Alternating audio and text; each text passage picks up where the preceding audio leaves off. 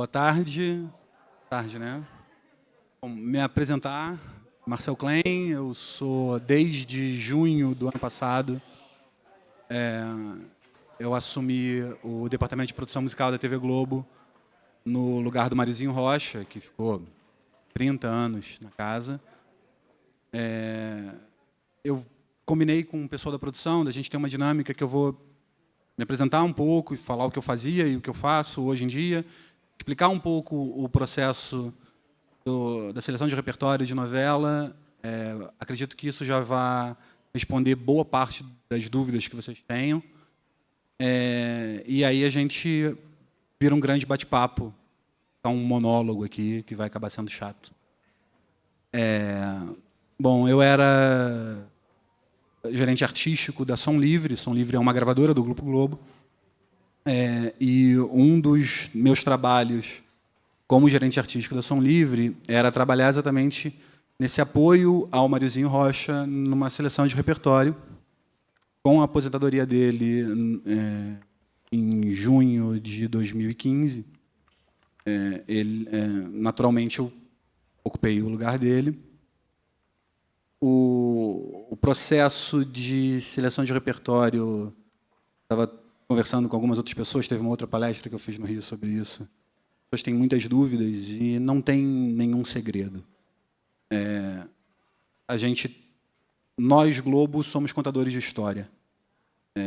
E a gente escolhe a melhor música que ajuda a contar aquela história. Nós não somos uma mera playlist, nós não nos baseamos em sucessos, o que mais toca em rádio, o que mais faz show.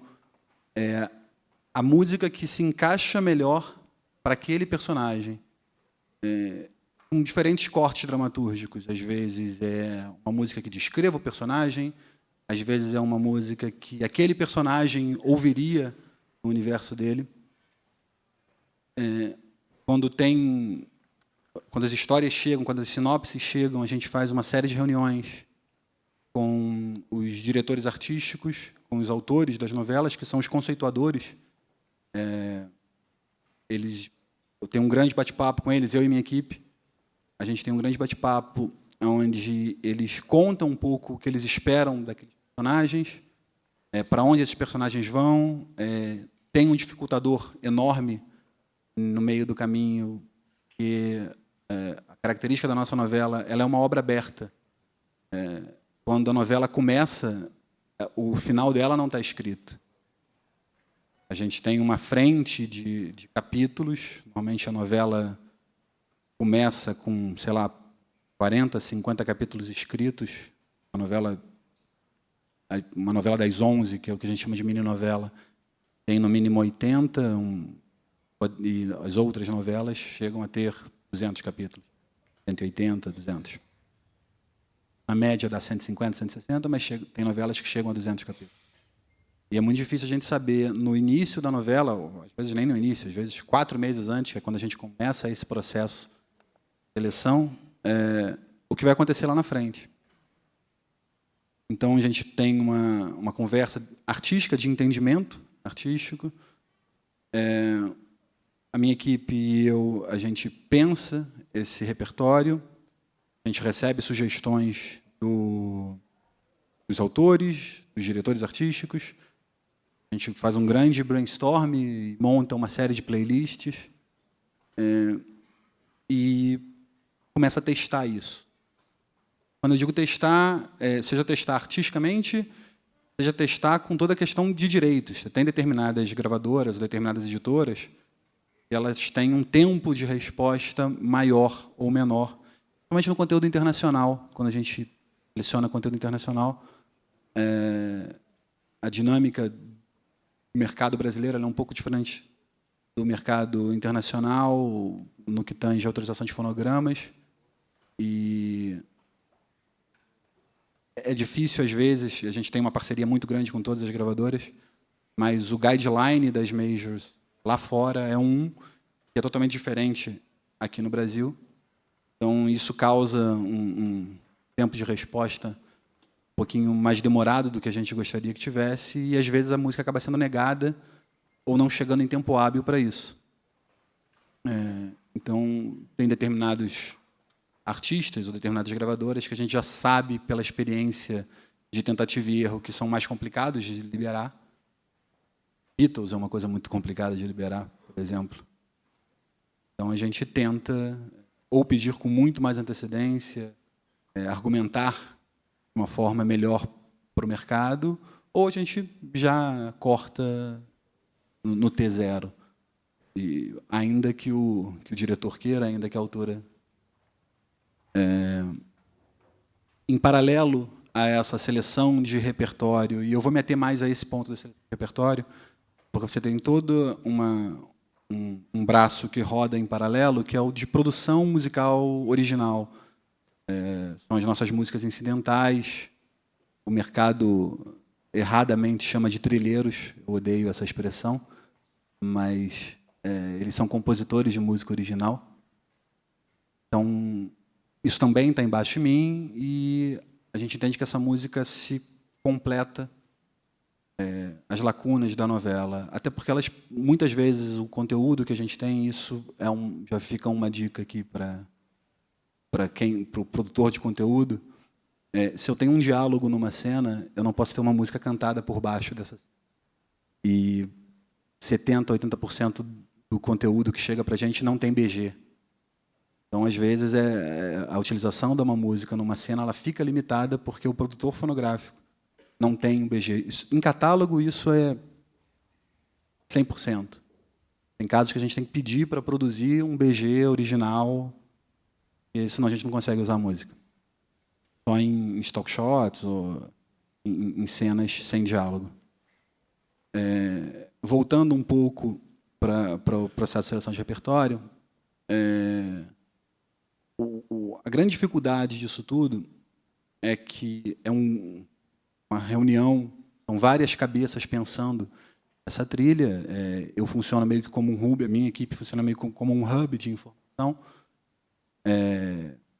E a gente não escolhe música para a gente escolhe música para o outro. Eu costumo sempre falar, eu sou carioca, sou do Rio, e as gravadoras, todas elas são no Rio, né? Algumas têm escritório aqui em São Paulo, mas a maioria delas, se não todas, estão no Rio. E tem uma máxima no mercado fonográfico, e o Rio de Janeiro está de frente para a praia e de costas para o Brasil. E que a gente, muitas vezes, não tem movimentos acontecendo no interior do país e não alcançam as grandes gravadoras e, consequentemente, não alcançam a TV.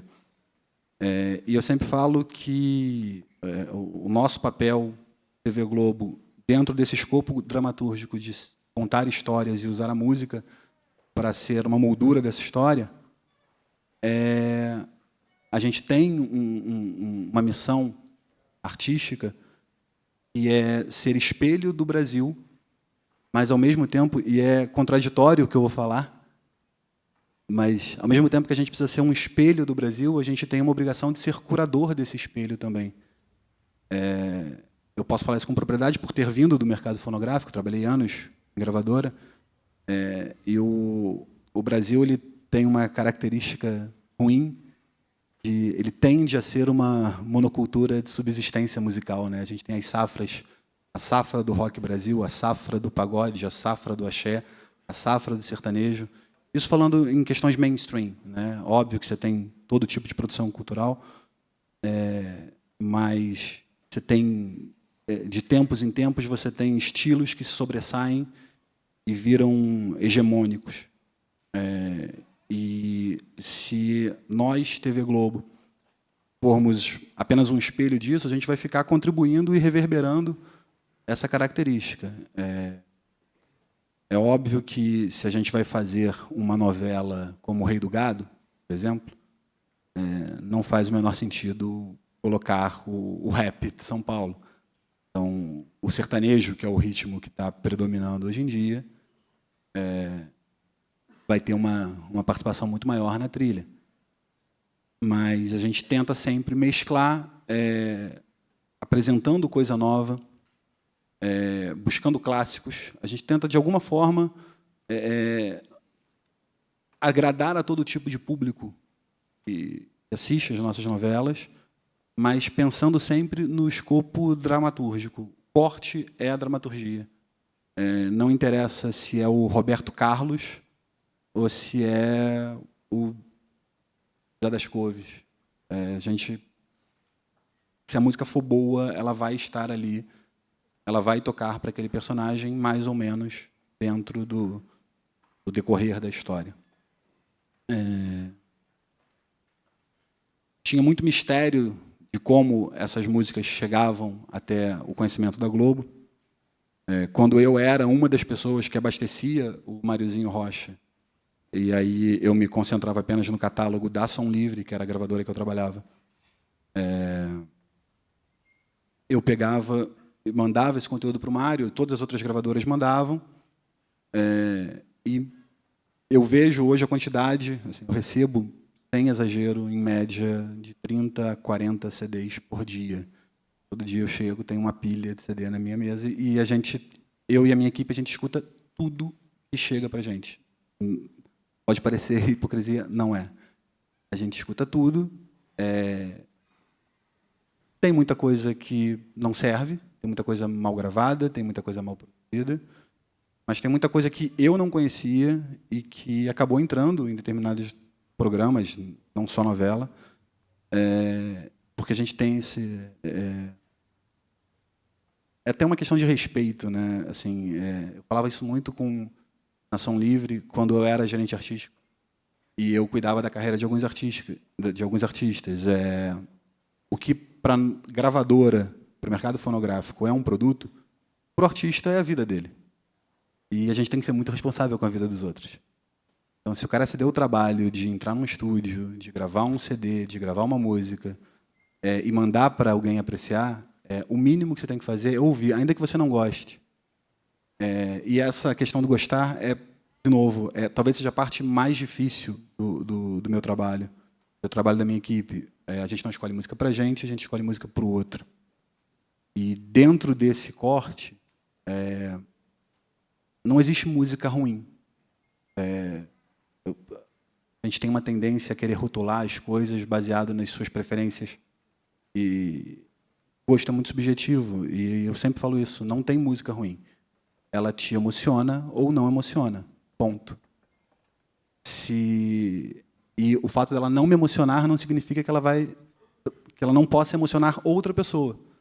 Então, se eu, com as minhas referências, com todo o meu background, funciono como um filtro de gosto pessoal, eu não estou fazendo meu trabalho direito. Então, o mais difícil nisso tudo, e o trabalho na Som Livre, que é uma gravadora predominantemente popular, tem conteúdo, usaram uma expressão numa outra mesa, sem um enlatado internacional,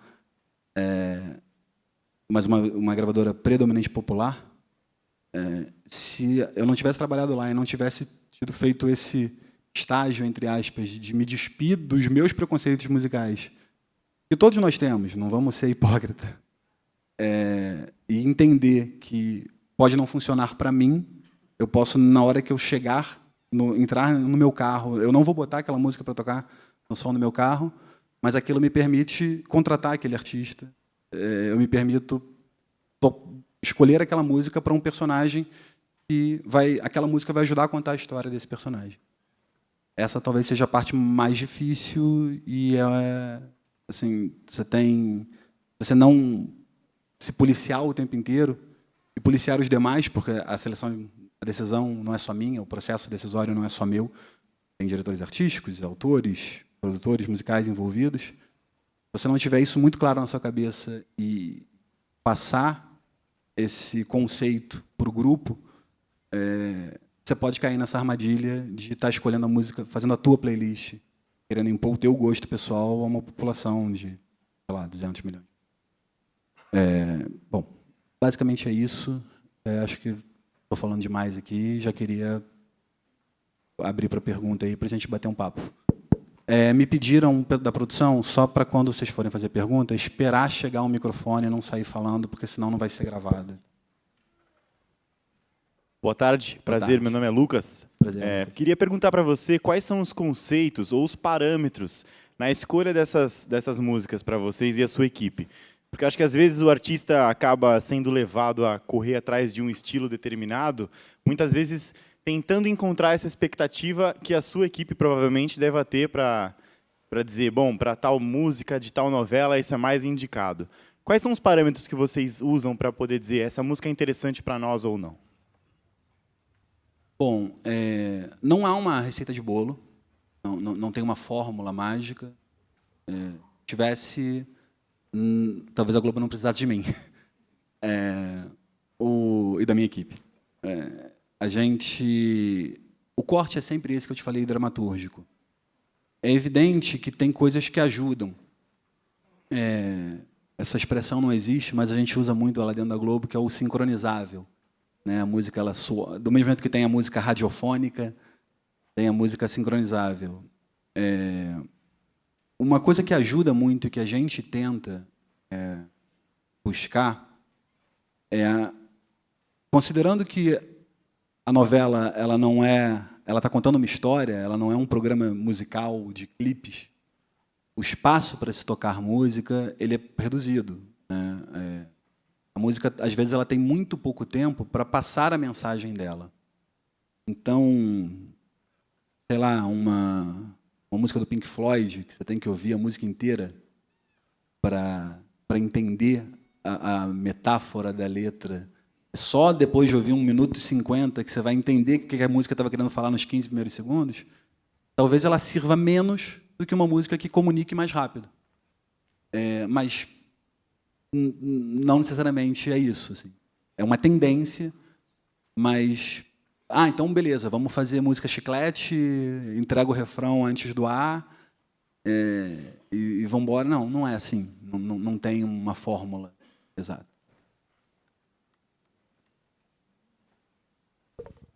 Tem aqui embaixo.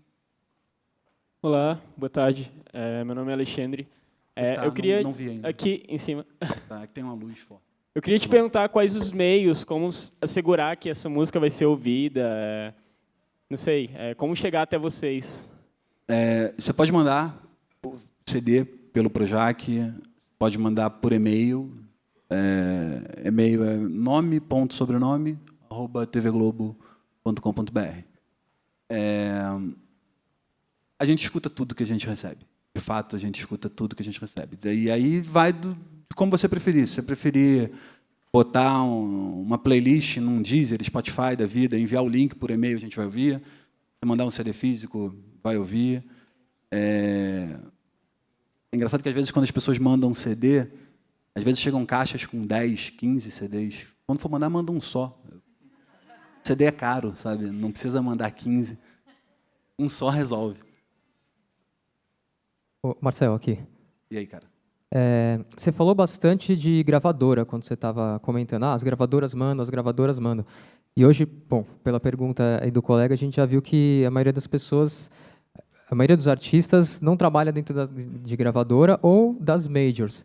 Eu imagino que na Globo sempre veio através de majors por um tempo atrás, antes de explodir essa coisa do independente. Como é que vocês fazem essa seleção agora? Se dentro ali da conversa de vocês, as gravadoras ainda têm mais força do que uma pessoa mandar um e-mail para você agora, ou um selo, ou esse artista independente já está chegando da mesma forma? Não, a gravadora ela não tem mais força. Talvez eu tenha me explicado errado, ela não tem mais força. A gente tem uma rotina de reuniões com as gravadoras o tempo inteiro para elas mostrarem material. Mas tem vários artistas independentes, por exemplo, onde é que a Verônica está?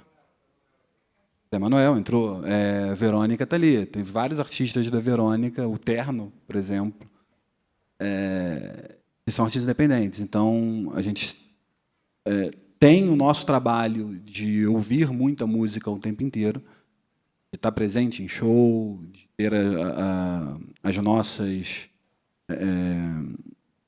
rede de contato que indica muita música. O Paulo Monte, que está aqui também, foi meu funcionário na Som Livre, que cuida do SLAP na Som Livre. Vira e mexe, ele me indica músicas de artistas que não são da Som Livre, que são, às vezes, de outras gravadoras ou às vezes independentes. Mamundi, ele me indicou, Jalu, ele me indicou, eu já conhecia, mas ele veio falar disso para mim. Então, tem vários artistas independentes que chegam e, de verdade, as pessoas perguntam muito isso, se existe uma preferência por música de gravadora, e 2, se existe uma preferência por música da Som Livre. Não existe preferência por música de gravadora, não existe preferência por música da Som Livre. O próprio Paulo, a gente estava conversando isso agora há pouco aqui, ele falou, pô, está entrando menos música da Som Livre agora que você está na Globo do que quando você trabalhava na Som Livre. E eu falei, quando eu trabalhava na Som Livre, eu tinha que dar resultado para a Som Livre. Meu trabalho, quem pagava meu salário era a Som Livre. O meu resultado era entregar o melhor para a Som Livre. Então, eu oferecia para a Globo o melhor, para o Maurício Rocha, o melhor conteúdo da Som Livre. Hoje, eu tenho que dar resultado para a Globo. Então, eu tenho que oferecer para a Globo o melhor conteúdo, independente de onde ele esteja. Está na Sony, se ele está na Warner, se ele está independente ou se ele está na Som Livre. Então, essas lendas urbanas de que é mais fácil estar na novela se você estiver na Som Livre, não, isso não existe. Falo isso tendo vindo da Som Livre, porque muitos artistas na minha época de Som Livre chegavam até nós cobrando isso. Porra, como é que eu não entro na novela? Como é que eu não vou no Faustão? Você não é da Globo? Rola isso e não tem essa preferência. E a gente escuta tudo o tempo inteiro, seja independente, seja gravadora. As gravadoras, elas têm uma rotina conosco porque funcionam como um concentrador de informação. Mas os independentes, eles, considerando que o corte é dramatúrgico, que a escolha é feita baseado na dramaturgia, a gravadora não entra com vantagem